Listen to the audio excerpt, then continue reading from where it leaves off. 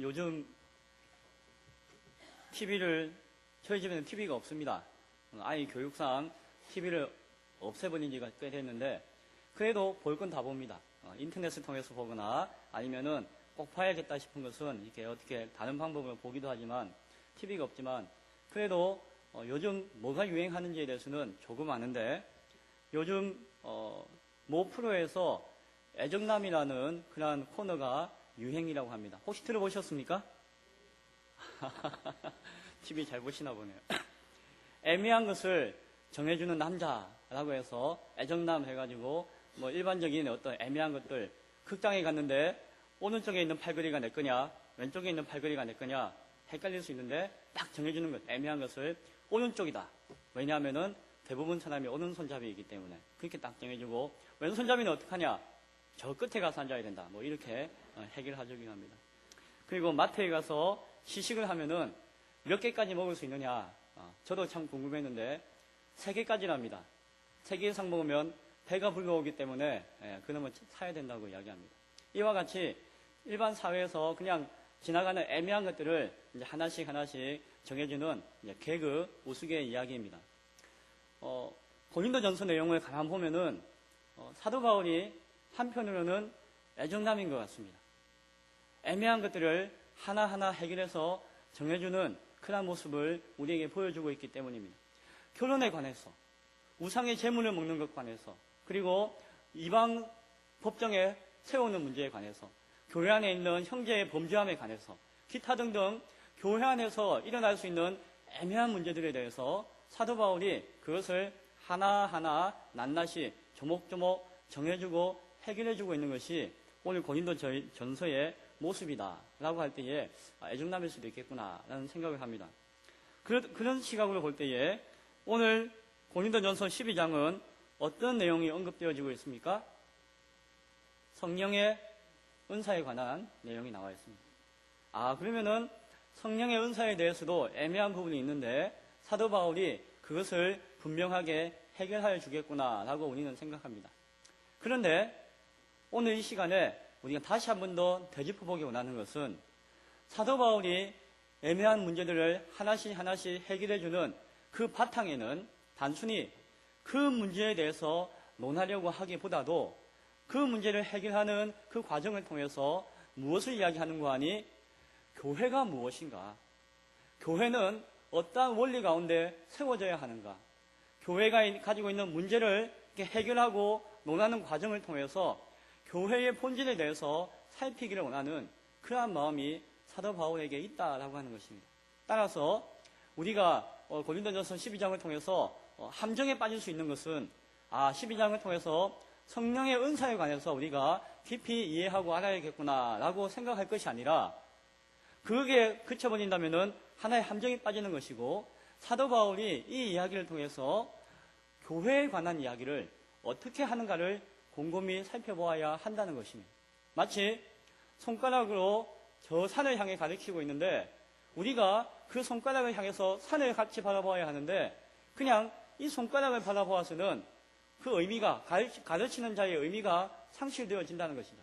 따라서 사도 바울이 성령의 은사라고 하는 것을 통해서 가르치는 것이 과연 이 손가락이 아니라 무엇을 가르치는가, 교회가 무엇인가에 대한 교회의 원리를 가르치고 있다는 사실을 우리가 인식하고 이 말씀을 이해해야 한다는 것입니다.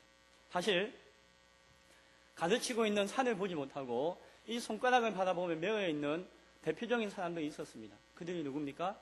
바로 오늘 고린도 교회의 성도들이었습니다. 이 고린도 교회의 성도들이야말로 가장 대표적으로 이 손가락에 매여서 손가락에 시선을 두고 저 산을 바라보지 못하는 그러한 사람들이었던 것을 보게 되어집니다. 심지어는 가르치는 손이 누구의 손인지도 알지 못한 채 그저 손만 바라보고 있기도 하였다라고 하는 것입니다. 오늘 본문 12장 1절에 보면은 신령한 것에 대해서 알지 못하기를 원하지 아니하노니, 무슨 말입니까? 신령한 것에 대해서 똑바로 알아야 된다라고 이야기합니다. 사도 바울은 지금 이야기하는 신령한 것에 대해서 똑바로 알기를 원합니다 라고 하며 말씀을 시작하고 있습니다. 여기서 신령한 것이다 라고 이렇게 우리 성경에 해석되어져 있는데 이것은 톤 프리마티콘, 영적인 것이라고 하는 뜻이 있어요. 영적인 것. 쉽게 그냥 영적인 것. 그런데 이것은 고린도 교회 성도들이 늘 이야기하는 입에 발린 유행어였습니다. 영적인 것, 영적인 것. 고린도 교회 성도들은 심심하면 영적인 것, 영적인 것, 그것을 노래하고 찾았다라고 하는 것입니다. 그것에 관해서 사도 바울이 좀 이야기하기를 원한다라는 것입니다. 오늘날 우리 이 시대의 교회 가운데서도 이런 분들이 많이 있습니다. 영적인 것, 영적인 것, 영적인 것 이야기하는. 제가 아는 어떤 집사님도 우리 교회가 아니고 예전에 알았던 집사님도 그분도 항상 찾는 것이 영적인 것입니다. 꿈을 꾸면은 항상 이 꿈이 영적으로 무슨 뜻인가 하고 고민하고 생각하고 늘 염두에 둡니다. 누군가 병에 걸리거나 아프면은 그게 영적으로 무슨 문제가 있기 때문에 병에 걸리고 아팠다라고 그분은 생각합니다. 말씀을 읽어도 그 말씀의 본뜻을 깊이 묵상하기 전에 이것의 영적인 의미가 무엇인가라고 생각하면서 무슨 영적인 생각을, 영적인 해석을 자꾸 하고자 합니다. 기도를 해도 그저 하나님 앞에 진솔하게 기도하면 좋을 것인데 어떤 영적인 기도를 해야 한다고 해서 어떤 영적인 언어와 영적인 방법으로 저 영적인 세계에 들어가서 기도해야지 그것이 참된 기도다라고 이야기하고 그런 신앙의 습관을 가지고 계신 분이 있는 것을 보았습니다. 사실 그런 분이 오늘날 교회에 보면 한두 분이 아닙니다. 모든 것을 영적으로 이야기한다는 것입니다. 그런데 사도 바울은 그 영적인 것이라고 하는 것이 무엇인가 똑바로 알기를 원한다라고 1절에서 이야기합니다. 왜냐하면은 혹시나 잘못 알고 있으면은 함부로 너무 잘못된 것을 함부로 이야기하는 그런 습관일 수도 있기 때문에 한번 열심히 곰곰하게 생각해 보아야 한다는 것입니다. 실제로 그것이 잘못되어질 가능성이 아주 높았는데 그 이유가 무엇인가 하니 2절에 나와 있는 말씀 때문입니다. 2절에 무엇이라고 이야기하나요? 같이 한번 읽어볼까요? 2절 말씀 시작.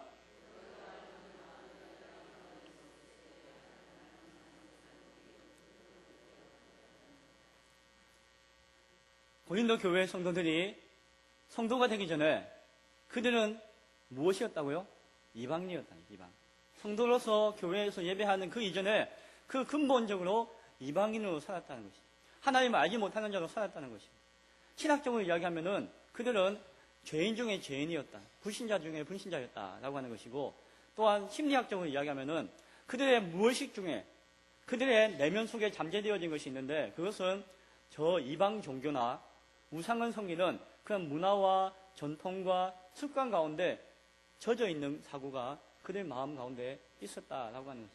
그것이 고린도 교회의 성도들의 모습이었다라고 하는 것입니다. 따라서 그들은 아무 생각도 없이 판단도 없이 우상으로 끄는 대로 끌려가는 그런 모습이 과거의 교회 성도들의 모습이었다라고 사도 바울이 지적하고 있습니다.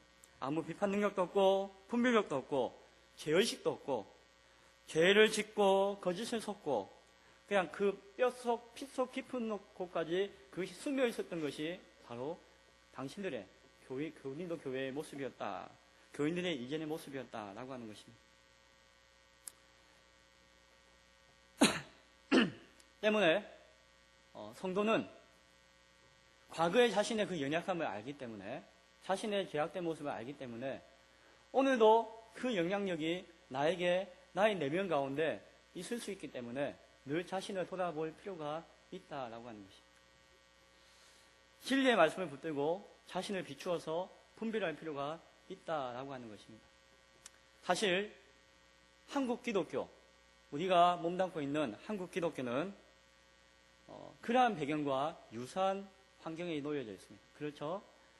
유교, 불교, 유불선, 도교, 선교, 우리 역사 전통에 보면은 온갖 종교와 사상들이 혼합되어진 그것이 배제되어진 것이 아니라 유교 정책을 써도 불교가 살아있고 불교 정책을 써도 유교가 살아있고 그것이 우리 민족의 중심 가운데 뿌리 내려서 딱 또한이 틀고 있는 것을 우리는 알고 있습니다. 그리고 사실 우리 기독교가 우리 민족 가운데 우리나라 가운데 세워질 때도 그러한 사상과 배경과 환경을 전혀 무시한 채 세워진 것이 아니라고 하는 것도 우리는 잘 알고 있습니다. 3.1 독립선언서에 민족 대표 33인의 한 명이고 또한 평양 대부흥운동의 주역 중에 한 사람이고 또한 그 우리나라 최초의 목사 중에 최초 목사 중에 한 사람이었던 분이 있는데 그분이 바로 길선주 목사님입니다. 우리나라 새벽기도의 창시자라고 이게 알고 있습니다. 그런데 그분이 예수님을 믿기 전에 유명한 분이었는데 어떤 유명한 분이었는가 하니 도인이었습니다. 도인. 10수년 동안 산에 올라가서 깊은 그 유불선에 돌을 닦고 학문을 익혀가지고 깊은 돌을 연마했던 도인이었습니다. 돌을 연마하다가 한쪽 눈까지 실명을 하는, 너무 깊이 수련하다가 그런 분이 이 길선주 목사님이었습니다. 당대의 유명한 도인이었다고 합니다. 그분이 예수님을 만나고 알고 사도 바울이 회심하듯이 다시 한번 회심하여서 하나님의 사람으로 하나님의 거룩한 종으로 쓰임받는 것은 참으로 귀합니다. 그러나 그 가운데 그 자신이 수양하고 돌을 닦았던 그 종교적인 습성이 기독교 신앙을 받아들여도 전혀 배제되었다라고 할 수 없을 것입니다. 그것은 그분뿐만이 아니라 어떠한 존재를 할지라도 어떠한 분이라 할지라도 저라고 할지라도 제가 어려서부터 무의식 중에 자리 잡았던 그런 어떤 사상과 근원들이 전혀 배제되지 않은 것이 아닌 것을 고백할 수밖에 없다는 것입니다. 우리 기독교의 지도자도 그러한 배경에서 벗어날 수 없는 것과 마찬가지로 우리 기독교는 그러한 배경에서 완전히 벗어나 있지 못합니다. 그러다 보니까 한국에는 수많은 이단들이 많이 나타납니다. 그렇죠?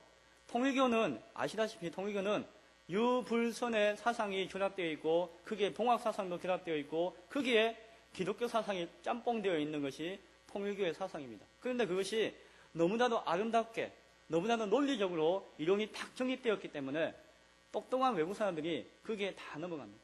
통일교의 원리 강론을 집필하는 데 도왔던 사람이 노벨 물리학상 받았던 학자가 그것을 이렇게 정리하는 데 도움을 주었다라고 합니다. 이와 같이 한국에서 파생되어진 외국에 파생되어진 수많은 종교들의 근원이 그러한 배경 가운데 나타났고 지금도 신천지 이단이나 많은 사이비 종교들이 한국에 그렇게 많은 이유는 기독교가 처음에 그것에 대해서 완전히 배제된 것이 아니라 한국의 전통 사상과 흐름 가운데 모태가 되어서 거기서 흘러 발전되어 오는 과정에서 초기에 아직 신학이 바로 정립되지 못한 가운데 많은 그러한 이단 사이비 부류들이 나타났던 것을 우리 역사를 통해서 보게 되어진다라고 하는 것입니다. 그것이 고린도 교회의 모습이었고 따라서 그러한 것들에 대한 이해가 있다고 한다면은 그저 영적인 것 찾는 것이 바로 참된 영적인 것이냐 아니면은 그러한 자신도 모르게 습성화되어 있는 그러한 어떤 영적 현상에 매여 있는 영적인 것을 찾는 것이냐를 구별할 필요가 있다라고 사도 바울이 말씀하고 있는 것입니다. 3절에서 사도 바울이 이야기합니다. 3절에서 쭉 이야기하는 것은 무엇입니까? 그 영적인 것은 사람의 영성이 아니다. 사람이 중심되어지고 사람을 통해서 나타나는 어떤 사람이 수련하고 사람이 찾고 사람이 구하고 사람이 형성한 어떤 영적인 세계 그것이 아니다라고 이야기합니다. 그 영적인 것은 참된 것은 사람과는 관계없는 그것이다라고 이야기하는 것이 3절에서 이야기합니다. 무엇입니까? 그것은 하나님의 영에 의한 성령에 의한 영적인 것이야말로 진정한 참된 성도가 바라보고 성도가 찾아야 할 영적인 것이다 라고 말씀하고 있는 것입니다. 진정한 신령한 것, 그것은 하나님의 영이신 성령을 통해서 나타나는 것이며 그것을 판단하고 분별하는 기준이 있는데 그것이 무엇이냐? 바로 예수 그리스도다라고 합니다. 과연 참된 영적인 것을 판단하는 기준은 성령을 통해서 이루어지는 영적 세계가 참된 영적 세계며 그것을 판단하는 기준을 우리가 가져야 하는데 그것이 무엇인고 하니 예수 그리스도다. 예수 그리스도가 참된 영적인 것을 판단하는 기준이 되어져야 한다라고 말씀하는 것입니다. 성령에 대한 바른 이해는 복음서나 많은 성경 구절을 통해서 분명하게 우리에게 드러나고 있는데 저는 오늘 몇 가지 요한복음에 있는 내용을 통해서 한두 구절을 살펴보기를 원합니다. 요한복음 14장 26절에 있는 말씀을 한번 살펴보기 원합니다. 한번 찾아볼까요? 요한복음 14장 26절.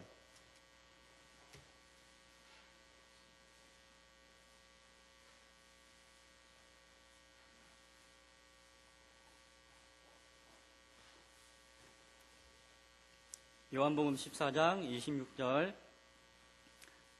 우리 다 같이 한번 읽어보겠습니다. 시작. 보혜사 곧 아버지께서 내 이름으로 보내실 성령, 그가 너희에게 모든 것을 가르치시고 내가 너희에게 말한 모든 것을 생각나게 하리라. 예수님께서 성천하실 무렵에 약속하신 것이 있는데, 보혜사 성령, 또 다른 보혜사 성령 너희에게 보내어주겠다라고 말씀하시면서 그 성령에 대해서 소개하는 것을 무엇이라고 소개하는 거 아니? 아버지께서, 성부 하나님께서 성자 예수님의 이름으로 보내시는 분이 성령이시다라고 이야기합니다. 성부 하나님께서 성자 예수님의 이름으로 보내시는 분이 성령님이시다. 아버지께서 내 이름으로 보내실 분이 성령님이시다라고 이야기합니다. 성령님 홀로 역사하시고 사역하시는 것이 아니라 성부, 성자, 성령 삼위가 하나 되어서 임재하시고 역사하시는 분이 성령님이시다라고 말씀하여 주고 있습니다. 그리고 그 성령님에 대해서 이야기할 때에 그가 너희에게 모든 것을 가르치시고 무엇을 생각나게 한다고요? 내가 너희에게 말한 모든 것을 생각나게 하리라. 성령님의 사역은 삼위 하나님과 함께 역사하시며 동시에 예수님께서 말씀하신 그것을 교회에게 생각나게 하시는 것이 무엇이다? 성령님의 사역이며 역할이다 라고 말씀하여 주고 있습니다. 성령님은 홀로 일하시거나 임하시는 분이 아니시다라고 하는 것입니다. 삼위 하나님과 함께 임하여 계시고 예수님의 가르침을 깨닫게 하시는 그러한 방법으로서 우리 가운데 역사하시는 분이 바로 성령님이시다라고 말씀하십니다. 뒤에 16장에서 또한 같이 읽어보기, 요한복음 16장 13절에 있는 말씀을 같이 읽어보기 원합니다. 요한복음 16장 13절.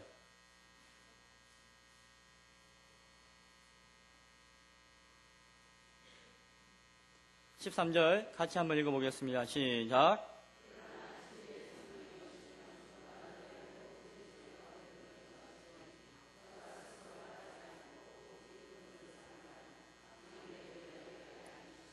아멘. 성령님은 진리의 영이시다 라고 이야기하면서 그분은 스스로 말하지 아니하신다. 성령님은 홀로 독단적으로 일하시거나 말씀하시는 분이 아니시다라고 이야기해주고 있습니다. 무엇을 이야기한다고요? 오직 듣는 것을 말하신다. 예수 그리스도를 통해서 선포되어지고 예수 그리스도를 통해서 들려지고 예수 그리스도를 통해서 보여진 바로 그것만을 성령님께서는 말하시며 알려주신다라고 성령님의 사역에 대해서 말씀하여 주고 있습니다. 16장 14절에 있는 말씀 이어서 같이 한번 읽어보겠습니다. 14절 시작. 그가 내 영광을 나타내리니 내 것을 가지고 너희에게 알리시겠습니다. 성령님은 예수 그리스도의 영광을 나타내시는 분이시다 라고 말씀하십니다. 그리고 예수 그리스도의 것, 예수 그리스도의 말씀을 가지고 우리에게, 교회에게 알리시는 분이시다 라고 말씀하여 주고 있습니다. 몇 개의 구절이지만 요한복음을 통해서 예수님이 소개하신 성령님의 모습을 통해서 확인할 수 있는 것은 무엇입니까? 성령님은 홀로 독자적으로 임하거나 일하시는 분이 아니라 성부, 성자, 성령이 하나 되어서 삼위일체 하나님으로서 임하시고 일하시는 분이시다 라고 하는 것을 보게 되어집니다. 또한 성령님은 다른 그 어떤 일을 일하시거나 나타내시는 분이 아니시라 바로 예수 그리스도의 말씀과 그 가르침을 전하고 그 말씀대로 일하시는 분이 바로 성령님이시다 라는 것을 보게 되어집니다. 많은 사람들은 성령이 어떠한 특별한 일을 하게 하거나 어떠한 특별한 영적인 것을 나타내는 힘이거나 존재이거나 능력이라고 생각하는 경우가 많이 있습니다. 그리고 그러한 생각과 이해 가운데 오늘 성령 12장에서 말씀하고 있는 여러 가지 성령의 은사들, 병을 고치거나 방언을 하거나 기적을 경험하게 하거나 하는 것들을 생각하고 이해하기도 합니다. 그래서 그것이 내 삶의 필요들을 다 채워주고 맞추어주는 만능 열쇠와 같이 우리가 우리의 힘입을 수 있는 그런 존재로서 성령을 이해하기도 합니다. 그러나 그것이 잘못되어진 오해이고 잘못되어진 이해일 수 있다라고 하는 사실을 우리는 기억해야 할 것입니다. 사도 바울이 이야기하는 것은 무엇입니까? 고린도 교회가 그러한 생각 가운데 빠져 있을 때에 그것이 오히려 예전에 있던 그 이방 종교와 어떤 영적인 현상에 대한 이해와 같은 우상으로 끌려가는 고삐가 되어줄 수 있다는 사실을 기억해야 한다라고 말씀하고 있는 것입니다. 그리고 기독교의 역사를 통해서 볼 때에 그러한 일들이 많이 일어나고 나타났음을 우리는 또한 보게 되어집니다. 잡음이 나죠? 잡음이 들리십니까? 네. 아마 잘 안 잡히나 봅니다. 어디를 잡아야지 잡음이 잡힐지.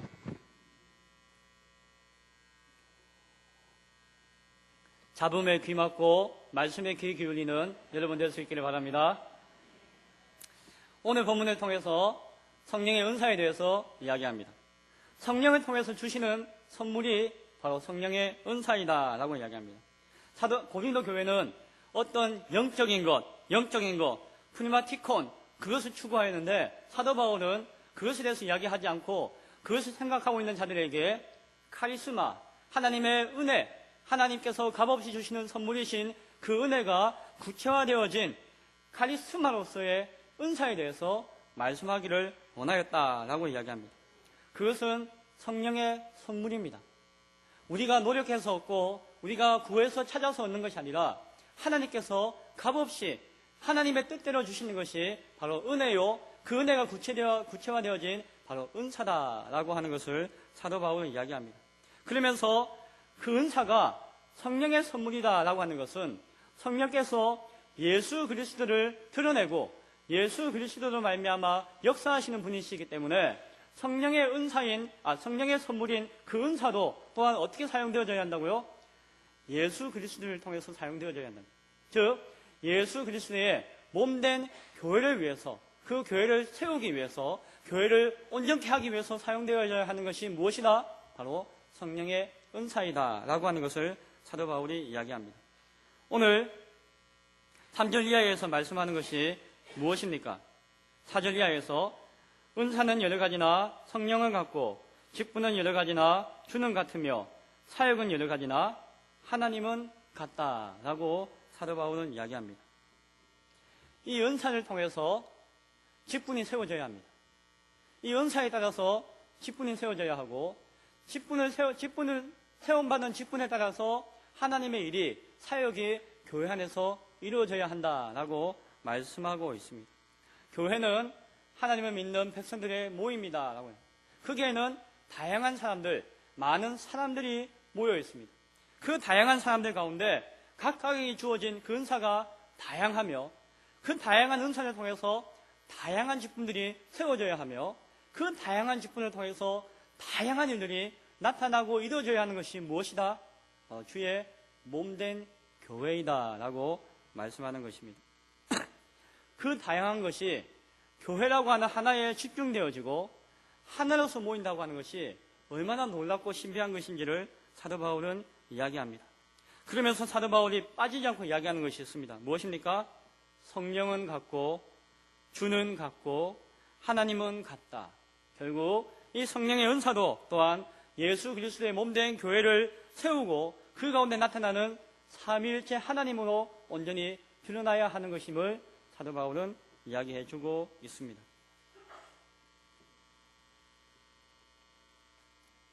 8절부터 10절까지에는 다양한 은사들이 언급되어지고 있습니다. 사실 이 내용 하나하나를 따지면서 이야기하면은 시간이 많이 흐를 것이고 그러할 기회는 나중에 있을 것입니다. 그런데 오늘 우리가 보기 원하는 것은 오늘 언급하고 있는 이 다양한 은사들의 목적이 무엇인가를 다시 한 번 더 재정립하기 원합니다. 오늘 성령의 다양한 은사들이 오늘 기록되고 있는데 우리는 이 은사가 무엇이냐, 이 은사가 나에게 있느냐, 누구에게 있느냐, 이 은사가 있으면 어떠하고 없으면 어떠하고 하는 것을 따지기 전에 이 모든 은사가 무엇을 위해서 주어졌다고요? 예수 그리스도의 몸된 교회를 세우기 위해서 주어졌다라고 하는 사실입니다. 그리고 그것은 한 분 하나님께서 일하시는 역사이다라고 이야기하고 있습니다. 18절에 있는 말씀을 같이 한번 읽어보겠습니다. 11절과 18절에 있는 말씀을 읽어보겠습니다. 두 말씀을 비교해서 읽어보기 원합니다. 11절입니다. 이 모든 일은 같은 한 성령이 행하사 그의 뜻대로 각 사람에게 나누어 주시는 것이니라. 18절 시작. 그러나 이제 하나님이 그 원하시는 대로 지체를 각각 몸에 두셨으니.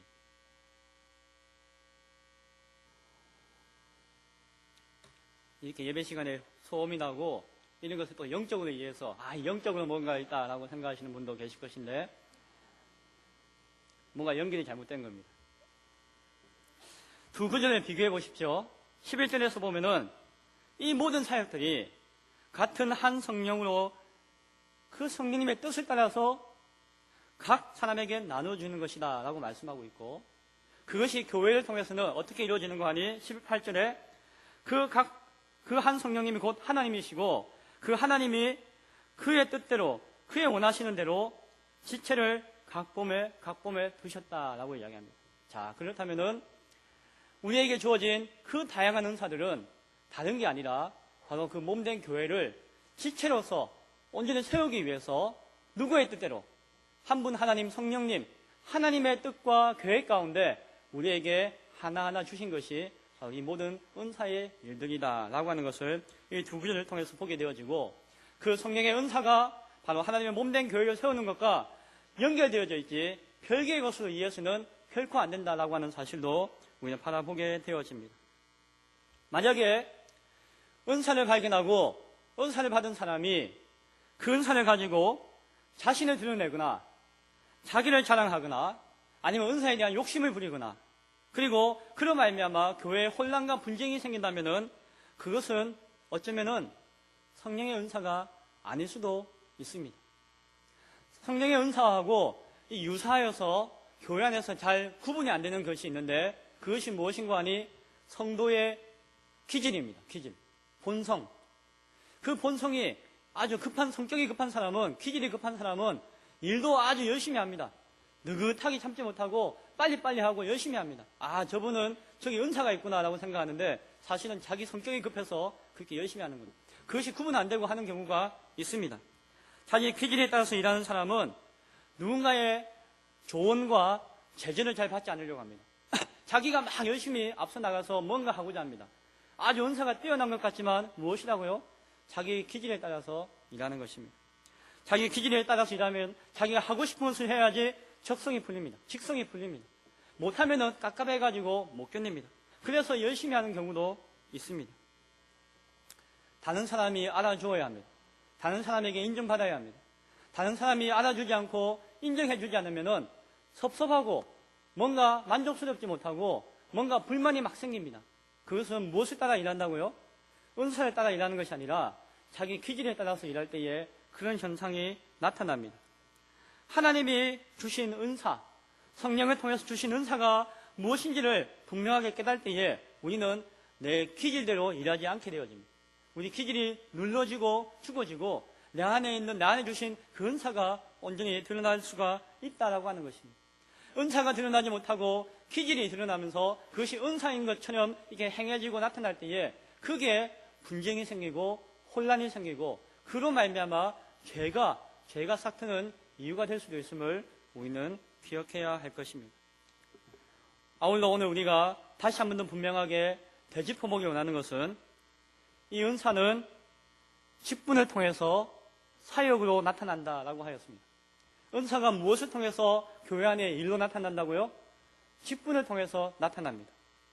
직분은 교회를 섬기는 기회입니다. 이 직분은 집사님, 장로님 이런 직분이 아니라 이것은 교회를 섬기는 모든 사역으로 모든 일로 세움받은 각각의 사명자들을 그들을 직분받은 자들이라고 할 때에 그 직분을 이야기합니다. 이 직분은 은사가 다양한 만큼 일이 다양한 만큼 다양하게 교회 안에 이루어질 수 있습니다. 어떤 분은 나는 직분 없어도 됩니다. 그냥 조용하게 순수하게 교회를 섬기겠습니다 라고 말하시는 분이 있습니다. 틀린 이야기입니다. 그럴 수가 없습니다. 내 자신이 일하겠다는 것입니다. 내 마음대로 일하겠다는 것입니다. 그리고 내가 하기 싫으면 일하지 않겠다는 것이 직분 없이 일하겠다라고 하는 것입니다. 은사는 직분을 통해서만 교회 가운데 일로서 나타난다라고 오늘 성경은 이야기합니다. 직분을 통해서 책임을 가지고 협력하여서 그 질서 가운데서 일해야 하는 것이 교회에서 이루어지는 은사에 따른 일이다라고 하는 것입니다. 내가 은사가 뛰어나기 때문에 아무런 제한과 직분과 질서 없이 그저 일한다는 것, 그것은 은사가 아닙니다. 그것은 기질이며 자기중심적인 하나의 잘못되어진 습성이다라고 하는 것입니다. 여러분은 직분을 받으셨습니까? 어떠한 일을 교회 안에서 감당하고 있습니까? 직분이 없다면 책임이 없고 변질될 수가 있습니다. 내가 힘들고 어려울 때, 내가 낙심될 때에 하나님 앞에 맡겨진 그 일도 던져버리고 그냥 저 골방으로 들어갈 수밖에 없는 것이 우리의 연약함입니다. 따라서 우리는 교회 안에서 직분을 받아야 합니다. 교회가 임명하고 교회가 맡겨주고 교회가 세워준 그 일을 감사함으로 소중한 기회로 삼고 그 가운데 온전히 충성하고 헌신해야 됩니다. 직분 없이 일하겠다, 직분 없이 섬기겠다라고 하는 것은 어쩌면은 교만한 생각이다라고 하는 것입니다. 그 직분을 하나님이 주신 그 은사를 통하여서 드러내는 것이 교회의 사역이다. 그리고 그것은 무엇이다? 교회를 온전히 세우는 것이다 라고 하는 사실을 우리는 명심해야 할 것입니다. 따라서 직분을 받는 것이 중요합니다. 직분이 없는 분은 직분을 받으셔야 합니다. 교사든 성가대든 하물며 청소당번이든 어떠한 것이든지 간에 교회로부터 부름을 받고 교회로부터 맡겨진 사명을 내가 감당해야 합니다. 나 혼자 나 맘대로 하겠다라고 생각하고는 그쳐야 합니다. 이제 연반이 되었고 각 교구나 구역이나 각 기관에서는 새로운 일꾼들을 선출합니다. 가만 보면은 나에게 뭔가 책임을 주어지는 것, 내가 직분을 맡는 것에 대해서 상당히 부담스러워하고 그것을 사양하는 것이 미덕인 것으로 여겨지는 것을 보게 되어집니다. 그렇지 않습니다. 그것은 잘못된 것입니다. 우리는 직분 없이 일한다고 하는 것은 자기 뜻대로 일한다고 하는 것과 동일하다고 생각해도 과언이 아닙니다. 우리는 나에게 맡겨진 직분을 사모해야 합니다.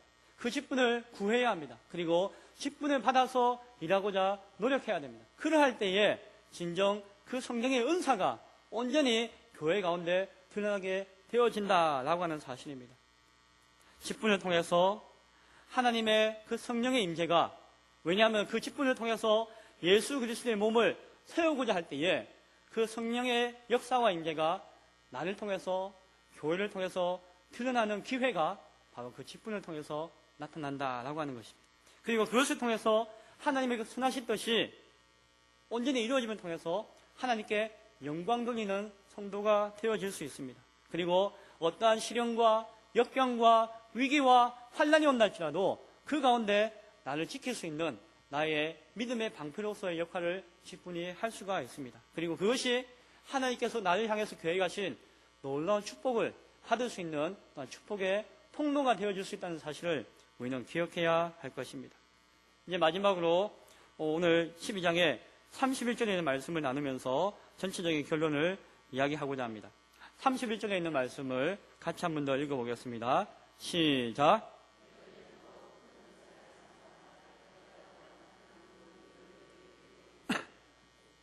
31절을 잘못 이해하면은 더 큰 은사가 있는가 보다, 더 아주 수준 높은 은사가 있는 것보다 그것을 찾아가지고 유익을 구해야겠다, 하나님이 나에게 주시는 그 좋은 것을 내가 얻어야겠다라고 생각할 수 있습니다. 그것은 오해입니다.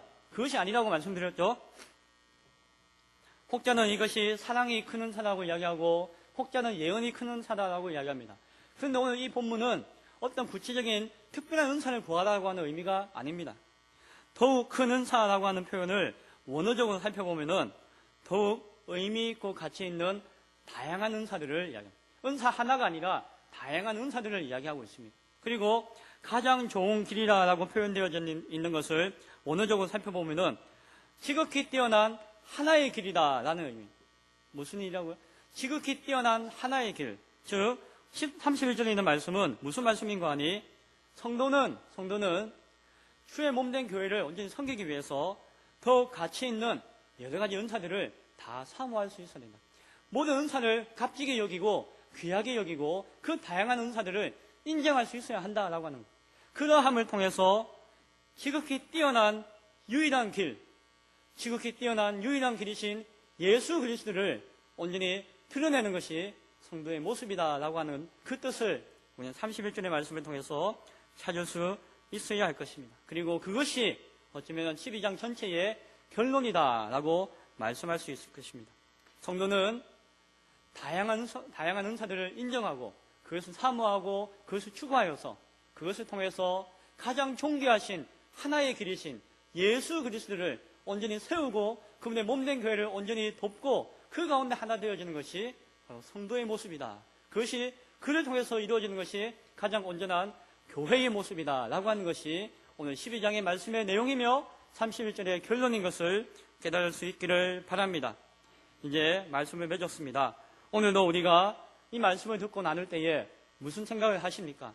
혹시나 이전에 내가 잘못되어진 영적인 것을 추구하는 신앙 가운데 있었다면 그것에 대한 한계와 그것에 오류가 있음을 다시 한 번 더 상기하시고 나에게 주어진 은사가 바로 성령의 은사로서 주의 몸된 교회를 온전히 세우는 것으로 이루어져야 한다는 사실을 다시 한 번 더 기억하며 그것을 사모하고 추구하며 나아갈 수 있는 우리 모두가 될 수 있기를 간절히 축원드립니다. 기도하겠습니다.